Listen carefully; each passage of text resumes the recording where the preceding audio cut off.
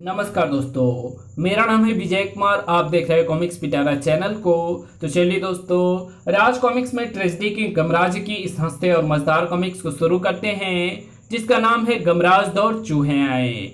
दोस्तों, ये कॉमिक्स जो है गुंडे चूहे का दूसरा भाग है। जिन्होंने इसके पहले भाग गुंडे चूहे कॉमिक्स को नहीं पढ़ा है वो प्लीज हमारे चैनल पर विजिट करें। वहां पर आपको गमराज की प्लेलिस्ट नाम से एक प्लेलिस्ट मिल जाएगी, उस पर क्लिक कर आप इसके पहले पार्ट को पढ़ सकते हैं। तो चलिए इसकी शानदार स्टोरी को हम शुरू करते हैं। सबसे पहले देख सकते हैं इसका कवर पृष्ठ, जो कि कुछ इस तरह का है।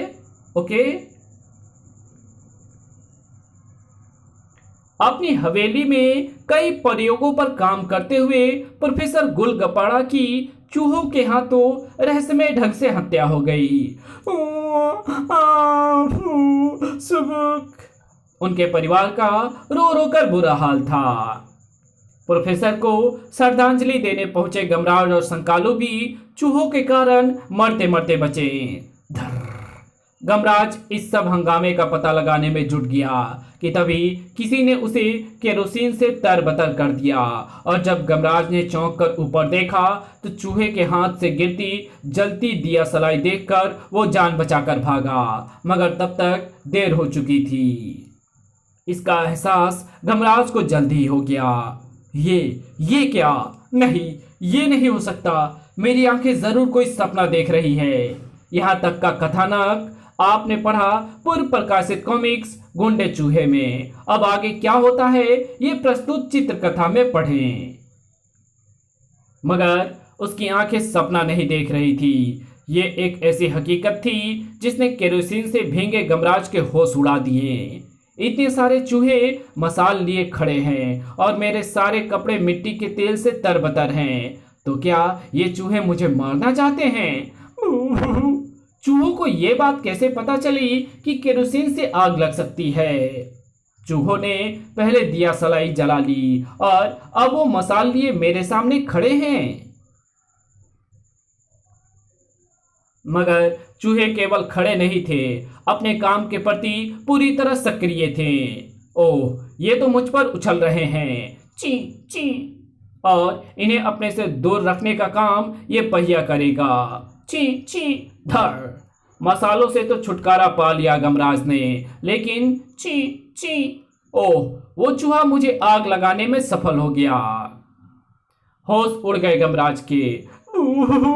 वो रहा पानी का भरा ड्रम। गमराज ने आओ देखा न ताओ और पानी के ड्रम में कूद गया, छपाक। लेकिन काश गमराज ड्रम के दूसरी तरफ लगा लेवल पढ़ लेता। अंजाम तो अब गमराज को ही भुगतना था। बड़ुम! जल्दी। गुरु, तुम कहाँ हो? यहाँ नहा रहा हूँ। और फिर थोड़ी देर बाद गमराज बटन कुमार के सामने था। आओ गमराज भैया, हवेली में घटी रहस्यमय घटनाओं का कुछ पता चला? कुछ नहीं, बहुत कुछ पता लग रहा है। गमराज, हमारी हवेली का क्या होगा? तुम्हें हवेली बेचनी है ना, तो तुम्हारी हवेली मैं बिकवाऊंगा। ये मेरा तुमसे वादा है। मगर फिलहाल तुम प्रोफेसर साहब के अंतिम संस्कार की तैयारी करो, ताकि उनकी आत्मा को शांति मिल सके। उनकी अस्थियों की तो अजीवाले वालों ने बुकिंग कर ली है। इन्हें तो अब जलाया नहीं जा सकता। हाँ, 2 दिन बाद चौथे एवं 13वीं की रस्म हम जरूर अदा करेंगे। सुबह लो हवेली की चाबियां।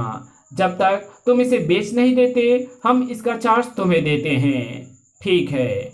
और ये रहा हमारा पता और पड़ोसी का टेलीफोन नंबर। अगर कभी हमारी जरूरत पड़े तो हमें बुला लेना। ठीक है। बटन कुमार, पाइप नंबर 4, कबाड़ी बाजार, नियर अंडेवाला, फोन नंबर 000। अच्छा गमराज, अब हम चलते हैं। मम्मी, आज मैं खाना नहीं बना सकूंगी। सुबह कोई बात नहीं बेटी, आज भी हम गुरुद्वारे में खा लेंगे।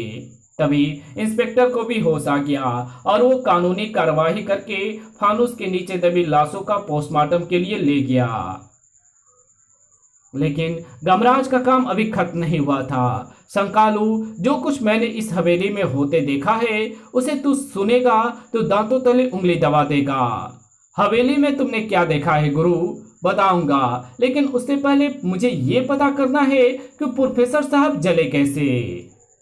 दोनों फर्श पर फैले तेल को साफ करके अंदर आ गए। संकालू आग लगने के बाद प्रोफेसर ने फोन करने की चेष्टा की होगी, पर लाइन कटी हुई है, यानी वो फोन करके मदद नहीं बुला पाए होंगे। गुरु, ये तार किसने काटा होगा? तार कटा देखकर तो मेरा दिमाग भी चकरा गया है संकालू। और ये कटा हुआ नहीं, कुतरा हुआ लग रहा है। कुतरा हुआ? ची ची। हाँ संकालू, पर ये क्या?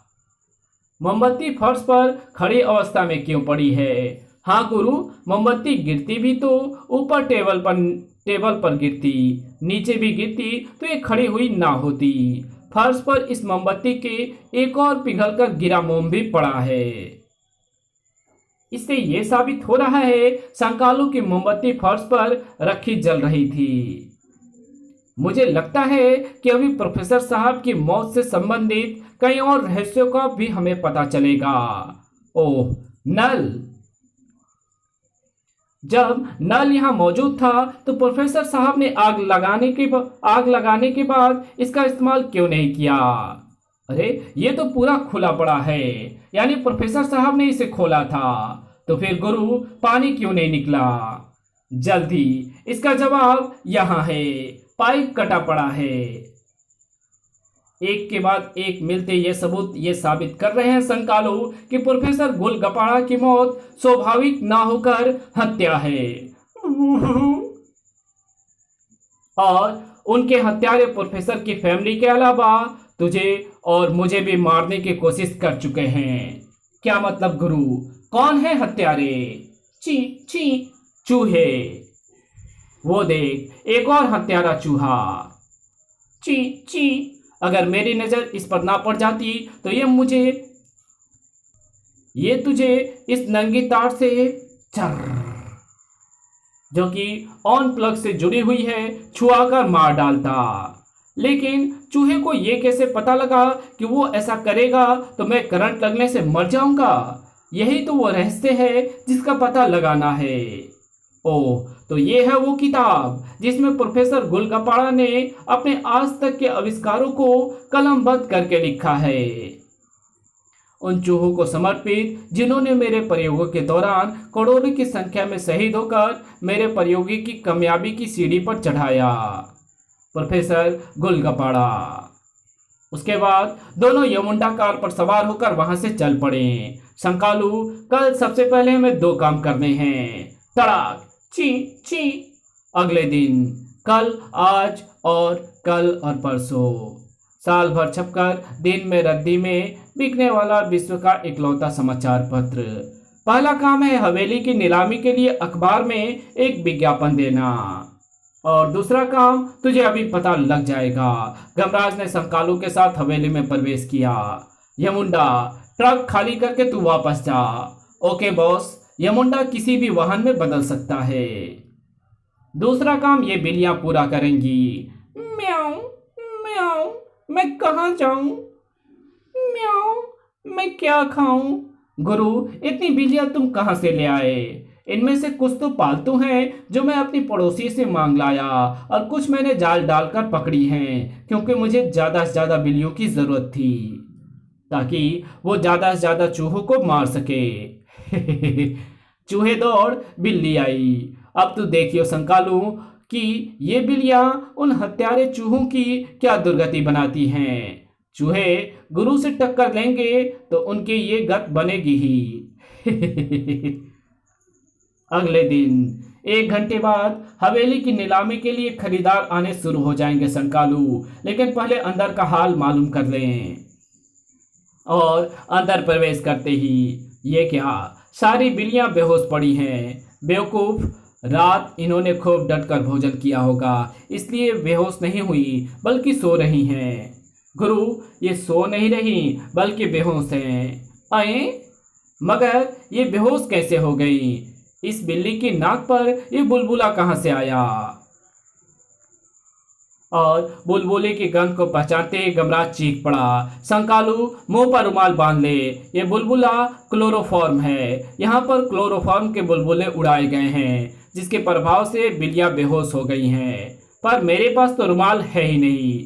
अच्छी आदत तो कोई भी तूने सीखी अच्छी आदत तो कोई भी नहीं सीखी तूने। ले, ये डस्टर बांध ले। पर गुरु, क्लोरोफॉर्म के बुलबुले किसने उड़ाए होंगे? जवाब निकट ही था। ये बुलबुला कहाँ से आ रहे हैं गुरु? भर भर। वो सफेद चूहा बुलबुले उड़ा रहा है। कमाल है, चूहे ने भी अपनी नाक पर कपड़ा बांधा हुआ है और जरूर उस बर्तन में क्लोरोफॉर्म साबुन के घोल में घुला हुआ है, जिससे बुलबुले पैदा हो रहे हैं। सांस रोक ले संकालू। इस कहानी को यही खत्म करते हैं। इसके आगे कहानी पढ़ेंगे इसके पार्ट 2 में। तो मिलते हैं इसके दूसरे पार्ट में। तब तक के लिए बाय। वीडियो अगर अच्छी लगी तो इस वीडियो को लाइक कर देना। चैनल पर नए हो तो चैनल को सब्सक्राइब कर बेल आइकन को जरूर प्रेस कर देना। और जहां इस वीडियो की जरूरत हो वहां इसको शेयर जरूर कर देना। Thanks for watching my videos.